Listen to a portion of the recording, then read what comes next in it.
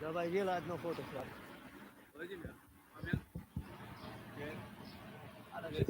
Тест. Раз. Добрый день. Мы начинаем чеченский день около Бранденбургских ворот. Полностью название нашего мероприятия «День памяти жертв Первой и Второй российско-чеченских войн и борьбы с нарушениями законности на территории Чеченской Республики. Сегодня мы открываем здесь, около Бранденбургских ворот, выставку «Окончательное решение». Einen wunderschönen guten Tag. Wir eröffnen den heutigen Tschetschenientag. Der offizielle Name unseres Tages heißt der Gedenktag der Opfer des ersten und des zweiten Tschetschenienkrieges, des tschetschenischen-russischen Krieges. Und dieser Tag ist auch gewidmet den Menschenrechtsverletzungen in der heutigen Tschetschenien. Сегодня мы пригласили для выступления о проблемах чеченской диаспоры, о том, что происходит сейчас, в том числе с немецкими ведомствами и с европейскими ведомствами, о тех сложностях, которые испытывают сегодня живущие в Европе чеченцы, мы попросили выступить руководителя немецко-кавказского общества господина Экерхарда Мааса. Über die Probleme der tschetschenischen Diaspora hier in Europa und in Deutschland darf man nicht schweigen. Die sind bekannt. Und über dieses Thema wird heute der Vorsitzende des Deutsch-Kaukasischen Vereins, Eckhard Maas, sprechen. Ja, guten Abend, meine sehr verehrten Damen und Herren. Ich bin Eckhard Maas und leite seit 25 Jahren die Deutsch-Kaukasische Gesellschaft.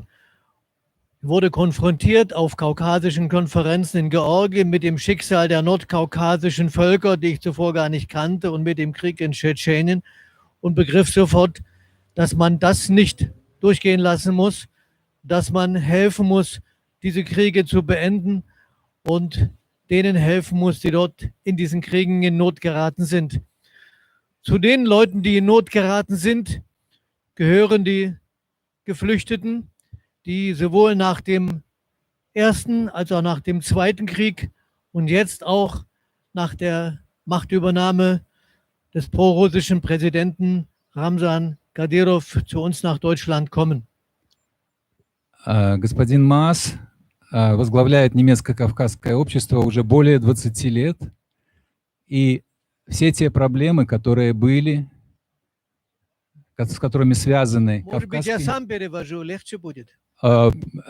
Пожалуйста, мы будем очень рады этому. Но позволите, я, может быть, продолжу.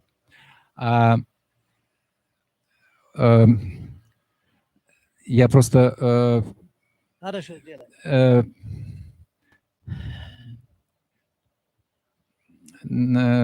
Вы хотели бы лучше на русском выступать? Я тоже. Сперва буду на немецком, потом на русском. Это легче будет. Хорошо. Тебе не трудно помнить то, что я сказал. Спасибо большое. Ну, я сейчас это скажу на русском языке. Я уже 25 лет являюсь председателем немецко-кавказского общества. Я на конференциях в Грузии был конфронтирован с трагедией северно-кавказских народов, особенно чеченского народа, где тогда произошла первая чеченская война. Я сразу понял, там надо помочь, надо остановить эту войну, и надо тем помочь, которые под этой страшной войной страдали, а это более всего беженцы, которые к нам в Германию пришли после Первой войны, после Второй войны, и даже сейчас после начала власти диktатора Ramzana Kadyrova. Jetzt mache ich wieder auf Deutsch weiter. Ja. Ich will nicht darüber sprechen, welche Probleme für Flüchtlinge es vor 20 Jahren gab, sondern ich möchte ein paar Worte sagen zu den aktuellen Problemen. Die aktuellen Probleme sind leider die wir seit vielen Jahren haben. Für diese Flüchtlinge, Geflüchteten aus Tschetschenien, ein Bleiberecht hier in Deutschland zu erkämpfen. Das ist nicht immer leicht, denn das Bundesamt für Migration und Flüchtlinge prüft jeden einzelnen Fall und es sind nur wenige Prozent der Geflüchteten aus Tschetschenien, die hier eine Anerkennung bekommen. Я не хочу говорить о тех проблемах, которые были много десяток лет с беженцами из Чечни. Я хочу говорить о несколько актуальных проблемах. Эта проблема всегда является в том, что только очень маленькое количество беженцев получает признание Bundesamtом миграции и беженцев вот в Германии, потому что каждый беженец должен добивать свое право на азиль, а это иногда нелегко. И es ist so, dass ich mit meiner Organisation die Flüchtlinge unterstütze in ihren Asylverfahren und bei der sozialen Integration, im Asylverfahren mit entsprechenden Dokumenten und mit Beweisen, also für die Verfolgungen, die sie in ihrem Land erdulden müssen. Wobei ich als ehemaliger DDR-Bürgerrechtler der Meinung bin, dass man eigentlich niemand in so ein Land wie Tschetschenien zurückschicken darf. Denn diese Diktatur, die dort ist, die ist um viele Male blutiger als die Diktatur damals in der DDR. Und einen Flüchtling nach Tschetschenien zurückzuschicken, das ist so, als würde man jemanden, dem es gelungen ist, aus der DDR in die Bundesrepublik zu fliehen, sagen, nur geh mal zurück, so schlimm ist es da nicht, passt dich ein bisschen an, dann wird dir schon nichts passieren. Я поддерживаю вот этих беженцев в своих конкретных проблемах азиля и про социальную интеграцию. Что касается азиля, моя организация поможет достать документы, которые докажут, что этим людям грозит преследование на своей родине. И его ни в коем случае нельзя туда послать обратно. Я вообще считаю, что никого не надо послать туда, в эту кровавую диктатуру Кадырова, в Чечню. Это для меня, как бывшего правозащитника ГДР, это так, как будто один ГДРовский гражданин успел перешагать стену и прибывать в Западной Германии, а ему говорят, иди обратно. Так плохо нет в ГДР, вступай в партию, тихо сиди, тебя никто не трогает. А в Чечню обратно послать, в эту диктатуру, это много раз страшнее, потому что там страшная кровавая диктатура. Может быть, вы еще задайте мне вопросы? Какая-то карате. Или еще одну проблему скажу. С удовольствием. Ich will noch ein Problem noch sagen. Also ganz aktuell habe ich wieder das Problem, dass der deutsche Rechtsstaat über Interpol gesuchte Personen an die Russische Föderation ausliefert, obwohl die Tatvorwürfe aus Tschetschenien stammen und auch diese abgeschobenen oder ausgelieferten nach Tschetschenien überstellt werden, wo sie hohe Haftstrafen erwarten, wo sie Misshandlungen und Folter und Schlimmerem ausgesetzt sind.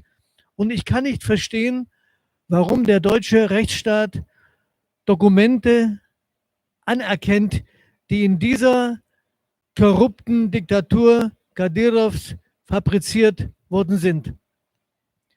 Одна очень актуальная, конкретная проблема сейчас – это, что Германия продолжает выдать чеченских беженцев, которых поставили в Интерполе, и о которых они говорят, что они совершили какое-то преступление, это в Чечне. Это упреки фабрицированы там это в Чечне, где можно, там такая коррупция, что любому человеку можно сказать, что он что-то совершил.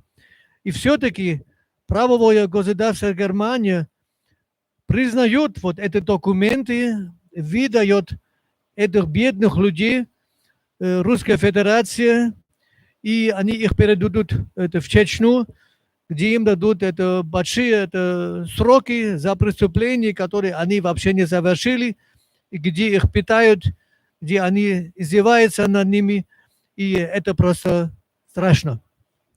У меня два вопроса, господин Маас. Первый вопрос. Вот слышали ли вы о американских санкциях по списку Магнитского, которые сейчас распространились в том числе и на представителей Кадырова здесь, в Германии? Слышали ли вы об этих американских санкциях и считаете ли вы, что было бы справедливо также и Германии санкционировать таких людей? Как вы считаете, здесь должна быть ярко выражена позиция правительства Германии?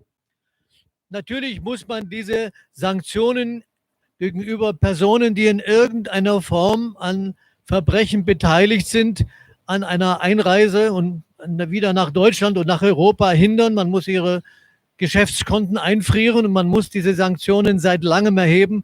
Es ist ungeheuerlich, dass solche Verbrecher wie Wismuradov vor wenigen Jahren hier nach Deutschland zu Boxwettkämpfen einreisen durften. Also das ist seit langem fällig, aber soviel ich weiß, dürfen sie auch nach Europa nicht mehr einreisen, sind auch solche Entscheidungen auch hier in Deutschland schon getroffen worden. Конечно, я подтверждаю вот эти санкции против таких личностей, которые там в Чечне совершили это преступление, как сейчас в Америке, и чтобы им нельзя приехать больше и в Германию, и в Европу. По-моему, тоже в Германию уже принимали эти санкции, потому что это, конечно, страшно, если такие фигуры, как Визмурадов, который совершил страшные преступления, мог сюда приехать в Германию на какие-то соревнования бокса и здесь отдохнуть. Это, конечно, нельзя, и такие санкции давно надо принимать. Скажите, пожалуйста, тот судебный процесс, который до сих пор идет над убийцей Зелимхана Хангашвили, считаете ли вы, что может такое случиться, чтобы даже если убийца будет осужден, что его снова все равно выдадут России? Может ли так поступить Германия, как поступили когда-то, как Катар поступил с убийцами Яндарбиева, выдал России, и там их встречали с радостью и с похвалами? Может ли такое случиться, например, как случилось с убийцами Литвиненко, которые обласканы в России? Может ли так поступить также и Германия, выдать убийц обратно на родину? Also ich bin davon überzeugt, dass dieser Prozess gegen den Mörder Selimkhan Khangoshvilis, mit dem ich eng befreundet war, dass dieser Mörder seine Strafe bekommen wird und seine Strafe hier in Deutschland verbüßen muss und dass keine Chance besteht, dass er an Russland überstellt wird. Daran glaube ich nicht. Deutschland ist in diesem Sinne kein korrupter Staat wie damals nach dem Mord an Selimkhan Yandarbiev, wo die Mörder dann, die diesen terroristischen Anschlag verübt hatten, dann nach Russland ausgetauscht wurden. So etwas kann ich mir nicht vorstellen. Und da der Mörder gefasst wurde und nicht wie bei Litvinenko es geschafft hatte, nach Tschetschenien zu fliehen, dann ich denke, dass dieser Mörder Selimkhan Khangoshvilis seine Strafe hier in Deutschland verbüßen muss. Я убежден, что это убийца Селимхан Хангошвили через это правовым судебным процессом будет осужден, и что он свой штраф будет здесь в Германию получить. И это я не вижу какой-то возможности, что Германию ее передадут, это Россия, это невозможно. Это не так, как у убийца это Яндарбиева, это вообще не представляемо. Я еще хотел спросить, вы ведь были лично знакомы с Зелимханом Хангашвили.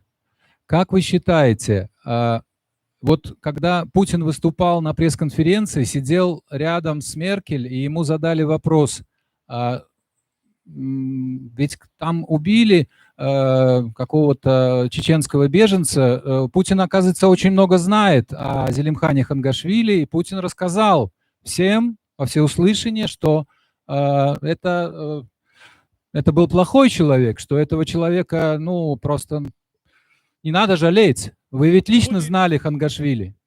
Скажите о нем. Putin hat noch viel schlimmer gesagt. Putin hat auf diesem Treffen, wo er nach dem Mord an Hangashvili gefragt wurde, da hat er gesagt, Selim Khan Hangashvili wäre ein Terrorist. Und das heißt, dass Russland das Recht hatte, ihn zu töten, nach den Gesetzen, die die Duma 2006 angenommen hatte. Ne? И Путин еще более страшно ответил Меркель на этот вопрос про Хангашвили. Он сказал, Хангашвили был убийцем, был террористом, и Россия имеет право его убить, потому что Дума принимала в 2006 году два закона. Первый закон – это, что Россия имеет право убивать своих врагов даже за рубежом, а второй закон, что всех врагов можно называть террористами.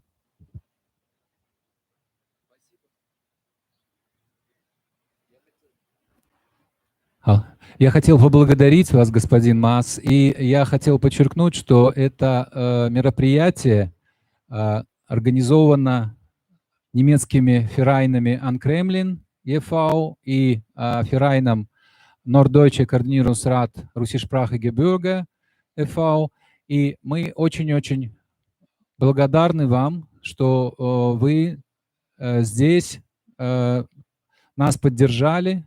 И что самое главное, что вы также поддерживаете чеченскую общину, как это делали и 20 лет назад. Спасибо вам огромное. Ich bedanke mich auch, dass ich hier reden durfte. Спасибо вам тоже большое.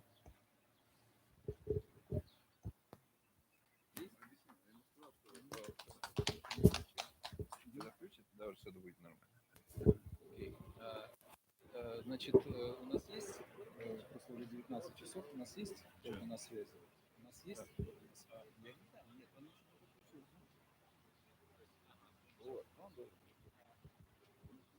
Потому что вот на связи уже, уже по идее Ахмедов. Kimdi akhirin etsik забыл, того тебе говорят.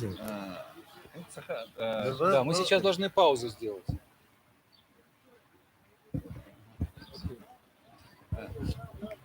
Мы сейчас должны сделать паузу, и у нас будет после паузы, мы выведем сюда в Zoom, то есть через телемост мы выведем участников, которые будут разговаривать с нами по связи через Zoom. Пожалуйста, немножечко терпения, буквально несколько минут пауза, и мы снова включимся. Спасибо.